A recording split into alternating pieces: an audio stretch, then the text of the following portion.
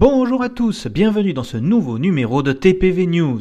Comme promis lors de la dernière vidéo, on va continuer à parler de ce que proposent les parcs à thème pour la saison d'Halloween. Certains parcs ont déjà commencé depuis septembre, d'autres depuis le week-end dernier, mais comme ils sont fermés en semaine, le gros de leur saison va se dérouler pendant les vacances de Toussaint, je suis donc encore dans les temps.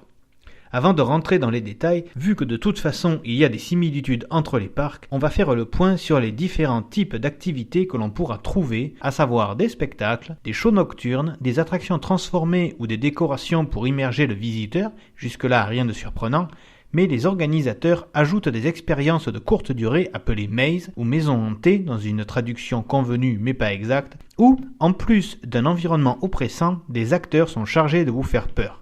Lorsque le maze est en extérieur, il devient une scare zone. L'immersion, encore elle, est aussi présente parfois lors de nocturnes où d'autres activités sont possibles. Je vous préviens, vu que le concept de ces vidéos est qu'elles soient courtes et simples, je ne vais pas trop détailler l'ensemble des offres pour ne pas vous perdre. À charge pour vous, si un parc vous intéresse, d'aller voir les détails, quand il y en a, sur les sites internet respectifs des parcs. Vous pouvez aussi en parler dans les commentaires de cette vidéo, je me ferai un plaisir de vous répondre. Ça marche aussi pour les parcs dont je ne vous ai pas parlé et dont vous voudriez savoir si quelque chose est prévu. Je vous préviens encore, certaines images sont, dans le thème. Je vais tenter de ne pas vous faire peur, mais vous n'êtes pas à l'abri d'un sursaut.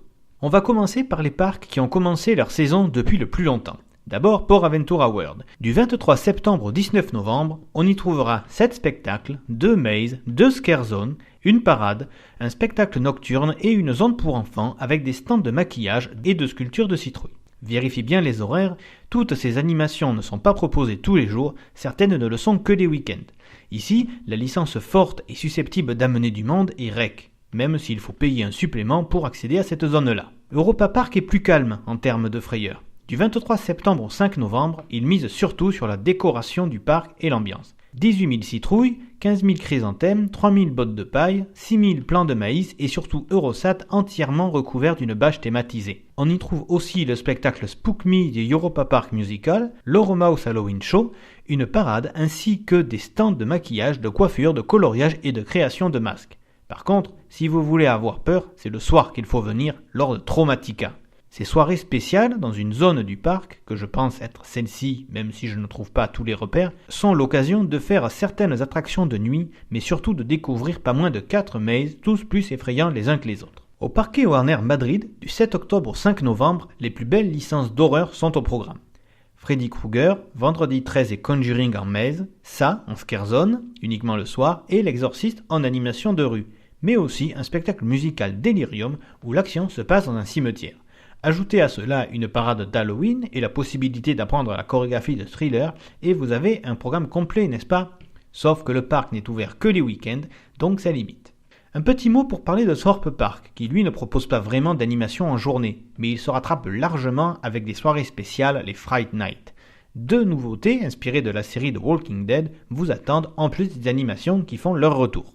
En même temps, ce parc étant dédié à la peur sous toutes ses formes, rien de bien étonnant. Enfin, on termine avec le parc Astérix qui, comme chaque année, propose peur sur le parc. Les nouveautés cette année sont la foire aux citrouilles, une animation de rue à l'extrémité 1900 de la zone à travers le temps. On note aussi 2 spectacles, l'un dans le théâtre de Panoramix nommé Magna Maleficus, l'autre dans la salle du cinématographe nommé Métamorphosis, déconseillé au moins de 14 ans tout de même. Quelques attractions sont rethématisées et changent de nom.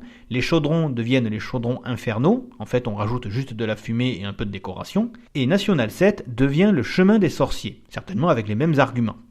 Par contre, chose intéressante, il y a une graduation dans la peur pour aider à choisir son expérience. Pour les familles, il faudra aller dans la catégorie frayeur modérée, avec les 2 attractions dont je viens de parler et les spectacles. Les jeunes testeront leur courage avec la catégorie Petit Frisson, principalement la forêt d'idées fixes redécorée, et les rencontres avec les personnages, car même si ça n'a aucun rapport avec Halloween, ça fait peur. Et enfin, les plus téméraires choisiront la catégorie Grosse Terreur avec les mazes.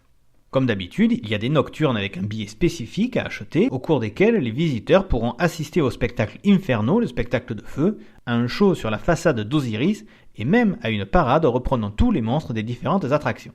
Il y a aussi des journées prolongées, où le parc ferme plus tard sans que ça soit une vraie nocturne. Cette fois, l'accès est inclus dans le billet régulier. Il y aurait tant encore à dire. Je n'ai ici parlé que des parcs majeurs, ceux qui sont dans mes préférences sur le site internet. Mais ceux de la page, mais aussi, tels que Belaware, Walibi Belgium, Hollande, Rhône-Alpes ou Sud-Ouest, Plopsaland, Nigloland, Walligator et même Vulcania proposent aussi des choses. Mais, comme je vous l'ai dit au début de cet épisode, il y a des similitudes. Je savais que j'allais retrouver un peu la même chose, seulement quand j'ai fait mes recherches, je ne m'attendais pas à ce que ça soit aussi terrifiant et même de pire en pire. Et je me suis fait cette réflexion. Tous ces parcs se servent d'Halloween pour ouvrir, faire peur, parfois même un peu trop, avec des concepts tous plus effrayants les uns que les autres. Ils ont raison, et les visiteurs se laissent prendre au jeu, ils auraient tort de s'en priver. Sauf que, à moins que je me trompe, Halloween ce n'est pas ça. Même si on admet que l'âme des anciens ressort et vient nous visiter, il n'est jamais question de zombies, de pirates ou de savants fous. Pire, quand on vous dit Halloween, vous imaginez plutôt que vous allez soit faire des réserves de bonbons pour en donner aux enfants déguisés en vampires ou en sorcières qui sonneront à votre porte, soit faire des réserves de bonbons parce que vous allez sonner aux portes pour en avoir, non ? Pas que vous allez déambuler dans un bâtiment sombre où à tout moment quelqu'un peut vous sauter dessus.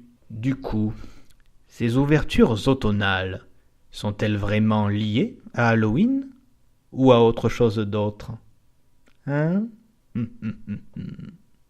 C'est ainsi que se termine ce nouvel épisode de TPV News.